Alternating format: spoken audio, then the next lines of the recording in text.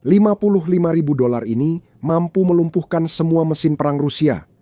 Drone ini bukan siluman, bukan teknologi tinggi, dan tidak menarik.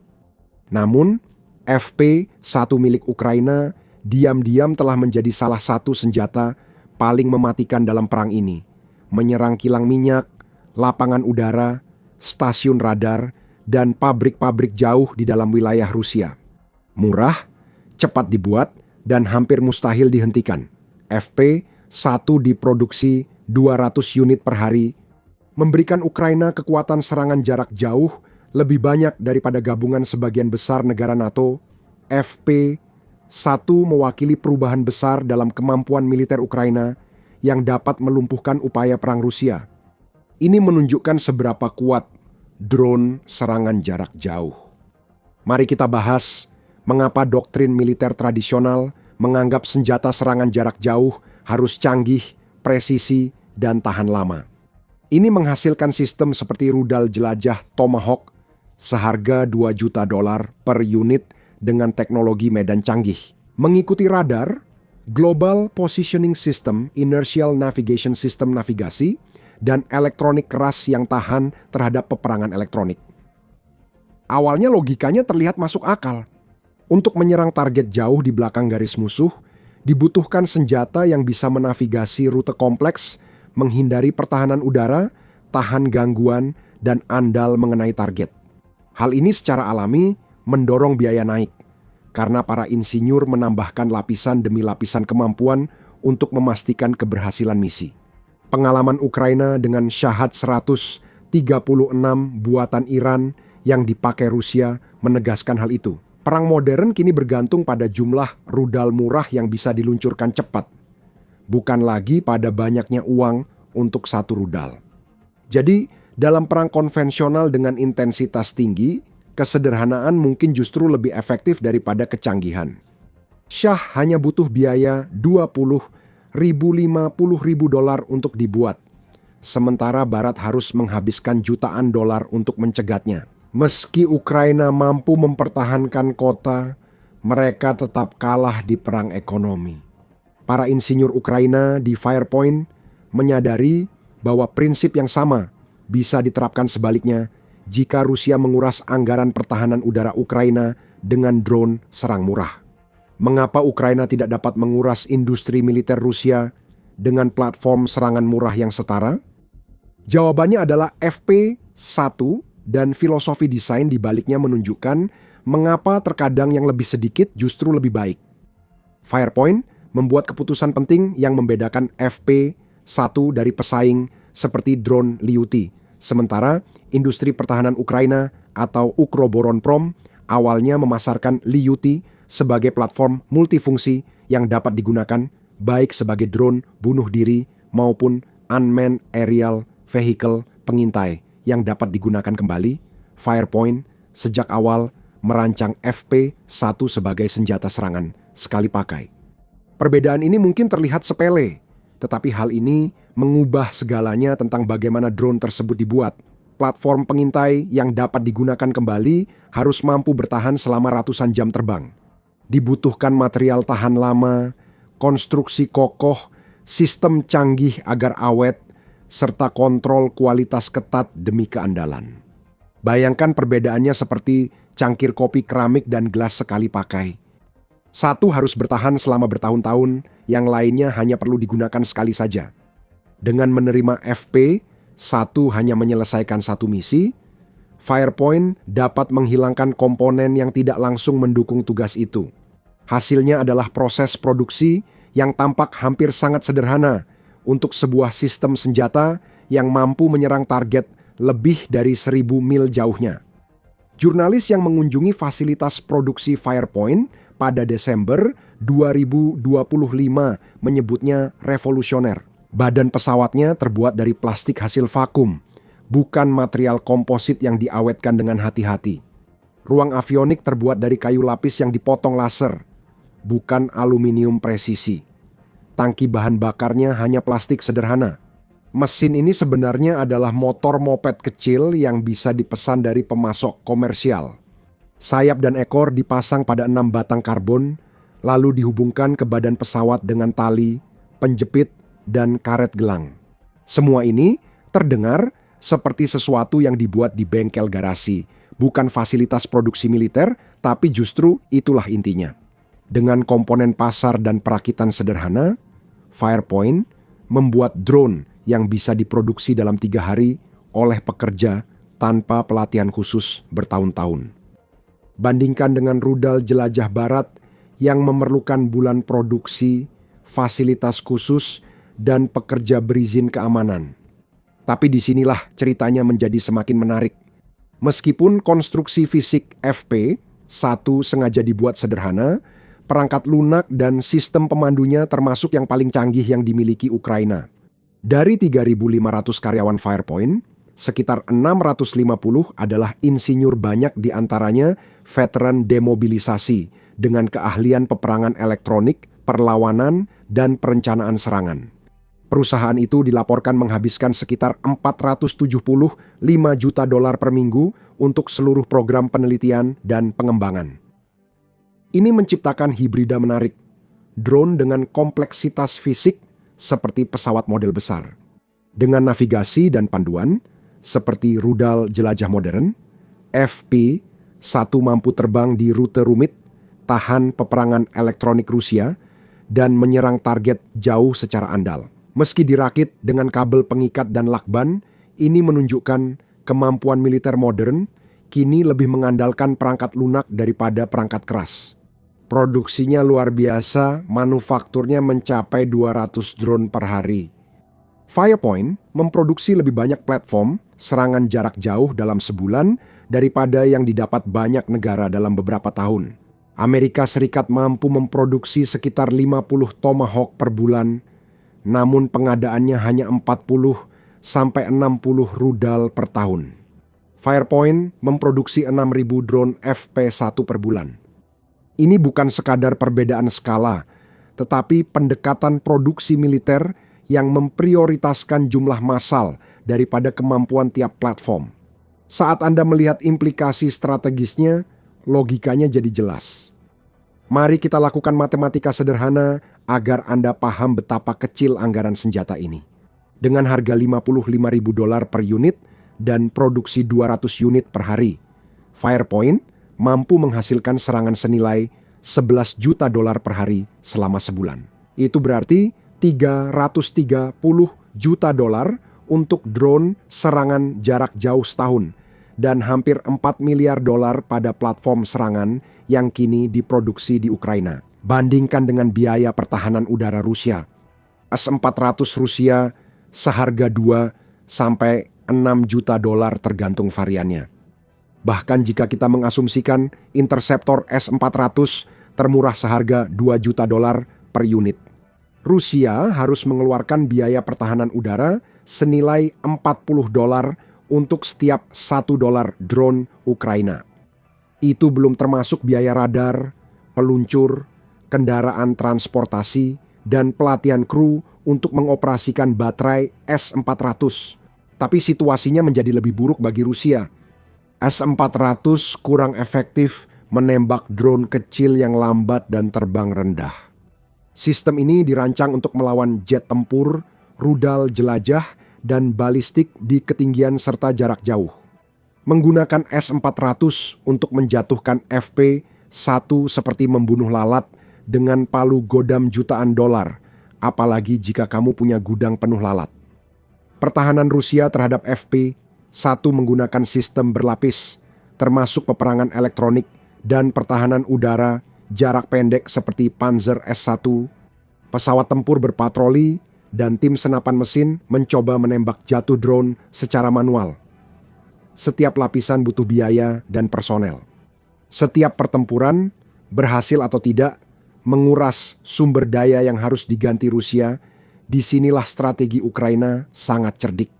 Dengan memproduksi 200 drone, setiap hari, Ukraina dapat mempertahankan laju serangan yang benar-benar melampaui kapasitas pertahanan Rusia. Bahkan jika Rusia berhasil menembak jatuh 90 dari drone yang masuk, yang merupakan perkiraan optimis, itu berarti 20 drone per hari masih berhasil mencapai target mereka.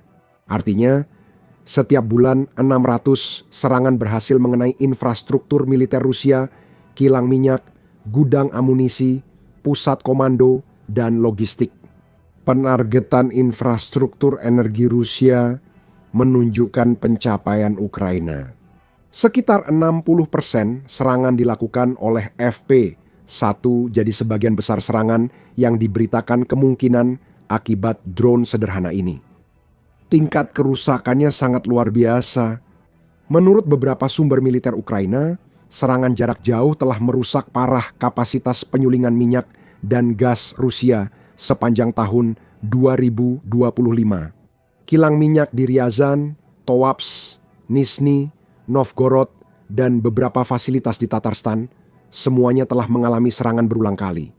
Setiap serangan tak hanya merusak infrastruktur, tapi juga memaksa Rusia mengalihkan sumber daya untuk perbaikan, menaikkan biaya asuransi, mengganggu rantai pasokan, dan memberi sinyal pada pasar energi global soal kerentanan produksi Rusia. Secara ekonomi, ekspor minyak dan gas Rusia menghasilkan sekitar 200 miliar dolar per tahun, menyumbang 40% anggaran federal. Kapasitas penyulingan menentukan jumlah produk minyak olahan yang dapat dijual Rusia yang harganya lebih tinggi dari minyak mentah. Setiap 1% kapasitas penyulingan yang dihancurkan Ukraina berarti miliaran dolar pendapatan hilang. Serangan Ukraina dikabarkan menurunkan kapasitas penyulingan Rusia sekitar 10% dari sebelum perang. Artinya, potensi kerugian tahunan dari ekspor produk olahan mencapai 20 miliar dolar. Ancaman serangan drone yang terus-menerus telah memaksa Rusia memindahkan sistem pertahanan udara dari garis depan demi melindungi infrastruktur strategis. Baterai S-400 yang seharusnya melindungi pasukan Rusia di Ukraina malah dipasang di sekitar kilang minyak atau kompleks amunisi. Ini menimbulkan dilema strategis yang sulit diselesaikan Rusia. Jika lindungi kilang minyak, pasukan Rusia di garis depan kehilangan perlindungan udara dari drone dan pesawat Ukraina. Jika lindungi garis depan, kilang minyak bisa terbakar. Dengan Ukraina memproduksi 200 drone FP1 per hari, Rusia harus menghadapi pilihan ini tiap hari tanpa opsi bagus. Untuk memahami mengapa FP1 sangat revolusioner, kita harus membandingkannya dengan sistem serangan jarak jauh lain yang digunakan berbagai negara. Mari mulai dengan Shahed, 136 buatan Iran yang banyak dipakai Rusia selama perang. Harganya antara 20.000 hingga 50.000 dolar.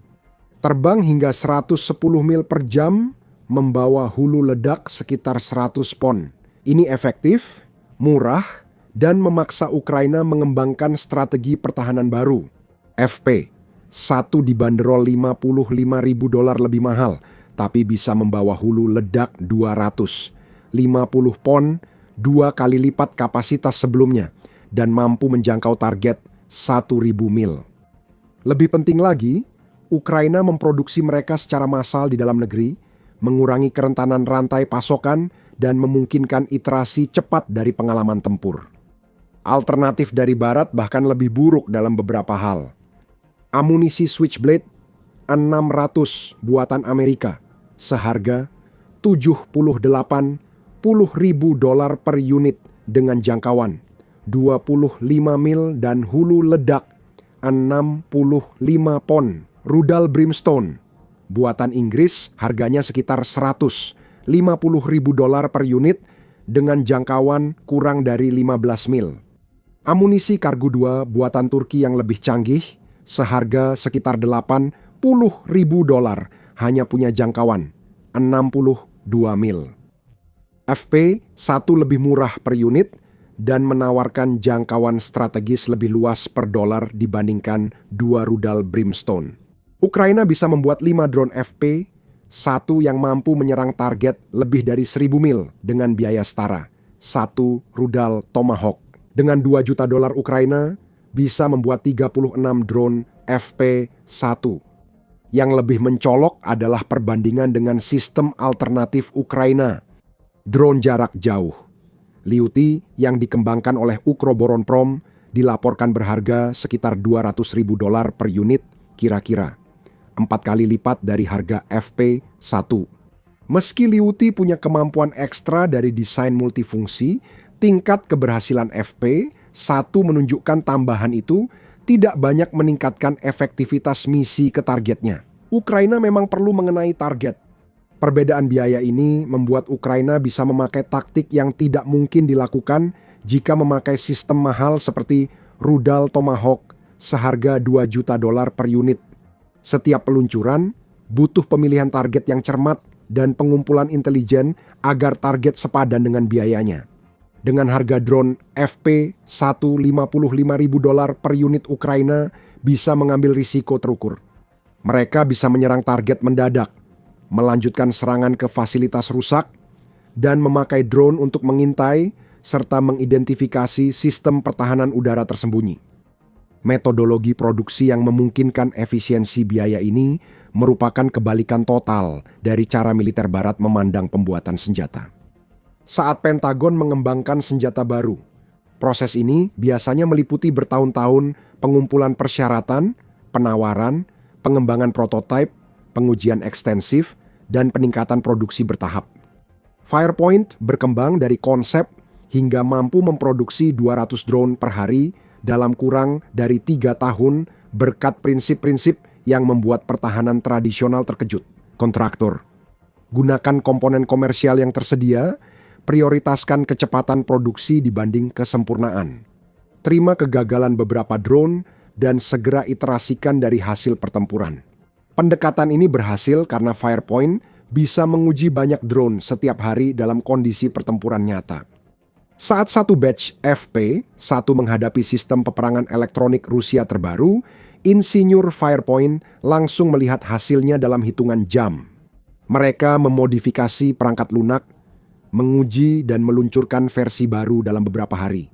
Akuisisi tradisional di Barat memerlukan waktu berbulan hingga bertahun untuk menerapkan pembaruan serupa. Kemampuan manufaktur terdistribusi memberikan keuntungan penting lainnya. Defense Express melaporkan bahwa Firepoint menggunakan beberapa fasilitas produksi, sehingga kapasitas manufakturnya sangat tahan terhadap serangan Rusia. Jika satu fasilitas hancur, yang lain tetap produksi. Bandingkan hal ini dengan produksi rudal jelajah Barat, yang biasanya bergantung pada sejumlah kecil fasilitas yang sangat khusus. Fasilitas-fasilitas tersebut akan menjadi target yang jelas dalam konflik dengan kekuatan seimbang. Namun mungkin aspek terpenting dari keberhasilan FP1 adalah apa yang diungkapkannya tentang perubahan sifat kekuatan militer. Selama beberapa dekade, pemikiran militer Barat berasumsi bahwa kecanggihan teknologinya memberikan keunggulan yang menentukan. Ini menghasilkan kapal perusak kelas Zumwalt seharga $75 miliar per kapal. Program Future Combat Systems yang menghabiskan $18 miliar tanpa menghasilkan satupun kendaraan operasional, dan program helikopter Comanche milik Angkatan Darat yang menelan biaya $7 miliar. Sebelum dibatalkan, diasumsikan teknologi canggih dapat meningkatkan efektivitas tempur, sehingga sedikit platform unggul mampu mengalahkan lebih banyak platform inferior. Satu F-35 bisa menguasai wilayah udara, sementara banyak pesawat lama kesulitan. Satu kapal perusak Aegis mampu menghadapi ancaman yang biasanya memerlukan beberapa kapal perang konvensional dalam konflik intensitas rendah dengan lawan berteknologi lebih rendah. Asumsi ini memang berlaku, tapi pengalaman Ukraina menunjukkan bahwa dalam konflik intensitas tinggi melawan lawan yang sebanding, logika ini tidak berlaku. Masalahnya bukan pada kekurangan kemampuan sistem canggih. F-35 jelas lebih unggul dari pesawat tempur generasi keempat manapun. Sistem canggih tidak bisa diproduksi, dirawat, atau dikerahkan dalam jumlah cukup untuk berdampak. Ketika tingkat kerugian tinggi dan target sangat banyak, pertimbangkan situasi strategis yang dihadapi Ukraina. Rusia memiliki ribuan target militer di wilayah yang membentang 11 zona waktu, pos komando, gudang amunisi, pusat logistik, lapangan udara, persimpangan rel, fasilitas bahan bakar, bengkel, pusat pelatihan, dan ratusan target lain mendukung upaya perang Rusia. Menghancurkan target ini akan melemahkan militer Rusia dan memaksa mereka menghabiskan sumber daya untuk perbaikan. Dengan rudal Tomahawk, senilai 2 juta dolar Ukraina bisa menyerang 500 target jika 1 miliar dolar dalam rudal jelajah. Itu terdengar besar, tapi Rusia punya ribuan target militer. Meski semua rudal tepat sasaran, Rusia tetap menanggung kerugian dan melanjutkan operasi. Dampak strategisnya terbatas. Dengan drone FP-1 seharga 55.000 dolar per unit secara teori, 1 miliar dolar yang sama bisa menghasilkan 18.181 drone. Meski diasumsikan kerugian besar karena pertahanan udara dan kegagalan operasi. Ini mewakili kapasitas serangan yang cukup untuk menghantam setiap target militer Rusia yang signifikan beberapa kali. Sekarang, dampak strategisnya sangat besar, bahkan dengan perkiraan konservatif efektivitas pertahanan udara. Produksi tinggi berarti ratusan hingga ribuan serangan berhasil tiap bulan. Tak ada militer yang mampu bertahan menghadapi kerugian sebesar itu pada infrastruktur vital dan tetap ofensif. Implikasinya melampaui Ukraina. Jika negara kecil yang sedang diinvasi mampu mengembangkan dan memakai serangan jarak jauh setara atau melebihi kekuatan besar, konsep konflik masa depan bisa berubah drastis. Pengembangan FP-1 menunjukkan Ukraina menjadi medan uji masa depan peperangan. Firepoint mengembangkan drone kecil ini lewat ribuan misi tempur, iterasi berkelanjutan dari hasil medan perang, serta rekayasa canggih untuk mengatasi balasan Rusia. Manajemen tanda panas drone, algoritma navigasi tahan gangguan, global positioning system, dan desain struktural untuk produksi massal adalah perkembangan mutakhir. Keputusan perusahaan mengembangkan bahan bakar padat sendiri untuk peluncuran booster menunjukkan inovasi ini. Booster bahan bakar padat memberi keuntungan penting untuk operasi peluncuran tersebar. Booster ini mudah digunakan tanpa prosedur pengisian rumit, bisa disimpan lama, dan mempercepat siklus peluncuran. Pengembangan propellan padat butuh keahlian kimia, ilmu material, dan protokol keselamatan manufaktur. Defense Express melaporkan bahwa terobosan ini telah menempatkan Firepoint untuk mengembangkan rudal balistik. Ini merupakan peningkatan kemampuan yang sangat besar.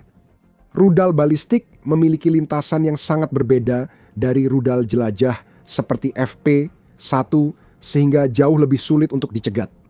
Mereka juga mengirimkan hulu ledak dengan kecepatan yang jauh lebih tinggi, meningkatkan dampak kinetik jika Firepoint dapat memproduksi rudal balistik dengan efisiensi meskipun hanya sebagian dari yang telah mereka capai. Dengan FP-1 Ukraina mampu menyerang sekuat militer regional. Namun selain kemampuan teknis dan produksi, dampak terbesar FP-1 mungkin bersifat psikologis.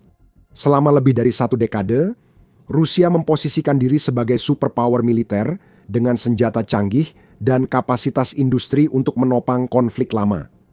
Propagandis Rusia sering meremehkan senjata barat sebagai mahal dan tak efektif, serta mengklaim pertahanan udara mereka bisa menembak jatuh ancaman apapun.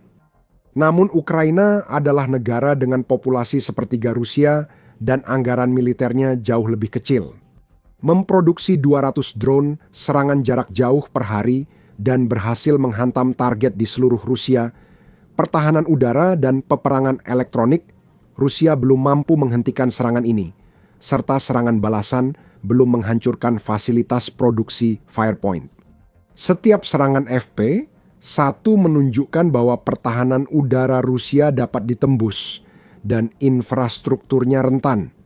Dan Ukraina memiliki kapasitas industri untuk mempertahankan kampanye ini tanpa batas waktu. Ini juga memengaruhi persepsi dunia pada kemampuan Rusia, kepercayaan investor terhadap industrinya, dan dukungan dalam negeri pada perang. Ini menimbulkan pertanyaan penting. Apa yang akan terjadi selanjutnya?